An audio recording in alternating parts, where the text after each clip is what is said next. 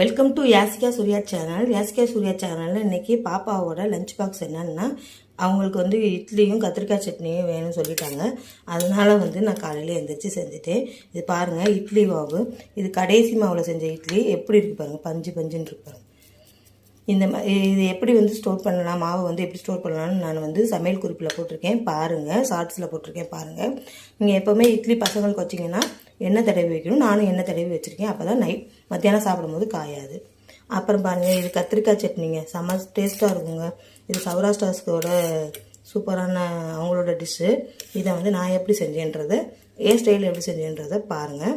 சூப்பராக இருக்கும். இட்லி தோசைக்குன்னு அருமையாக இருக்கும். அவங்களாம் வெண்பொங்கலுக்கு வச்சு சாப்பிடுவாங்க, அவங்களுக்கு பிடிக்கும். நம்மளுக்கு இது இட்லி தோசைக்கு தான் ரொம்ப பிடிக்கும். கத்திரிக்காய் சட்னிங்க. அப்புறம் வந்து மாதுளம்பழம் ஜூஸ். என்னோடய சேனலை லைக் பண்ணுங்கள், ஷேர் பண்ணுங்கள், கமெண்ட் பண்ணுங்கள், சப்ஸ்கிரைப் பண்ணுங்கள். உங்கள் வீட்டில் என்ன லஞ்ச் பாக்ஸ்ன்னு சொல்லுங்கள். பாய்.